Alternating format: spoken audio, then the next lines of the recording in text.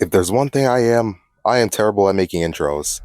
So I think we're just gonna get straight into the Sonic Hottakes. Like seriously, I'm not even gonna try. So with that out of the way, let's just get into it. The first hot take I got is that I like the Crush 40 version of Sonic Boom more than I do the original version. Now personally, I always preferred the Japanese soundtrack for Sonic CD over the American soundtrack.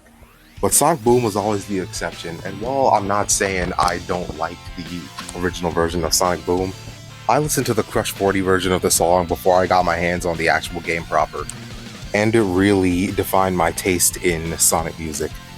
That being fast, energetic, and just straight up a bop.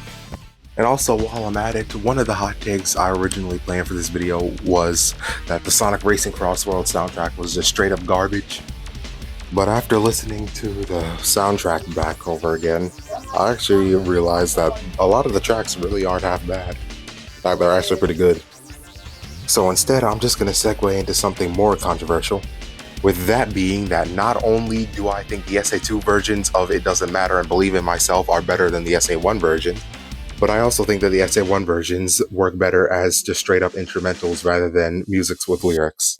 Genuinely sorry if it seems like I'm disrespecting the original singers of those songs.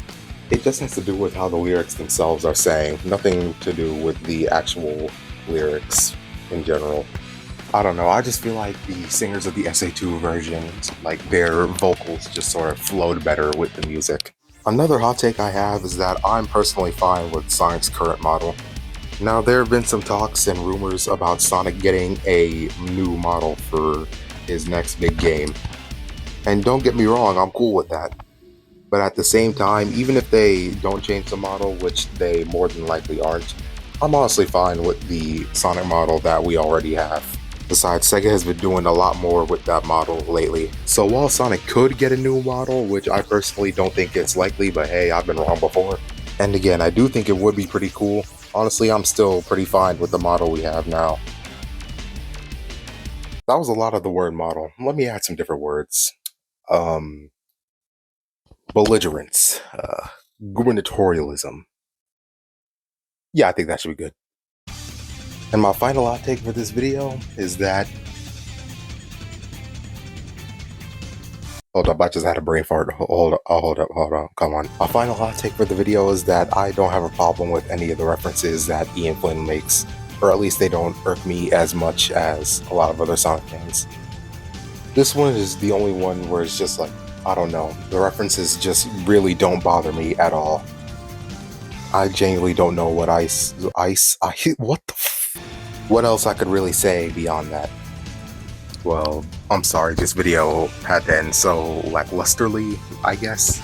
This was supposed to be longer, but I didn't want to give up on it or can it like the Sonic X Beyblade video I planned, so I'm just gonna make a part 2 at some point in time. So like and subscribe if you want to see that. Honestly, I'm trying to get to at least, say about like 500 before the end of the year, so that would really help me if you would subscribe. And also, feel free to comment down below any of your hot takes, or if you agree with or disagree with any of mine. And also, I was telling the truth in the thumbnail, Shadow is overrated as hell, but he's the GOAT, so it don't really matter. My glorious king deserves all the love.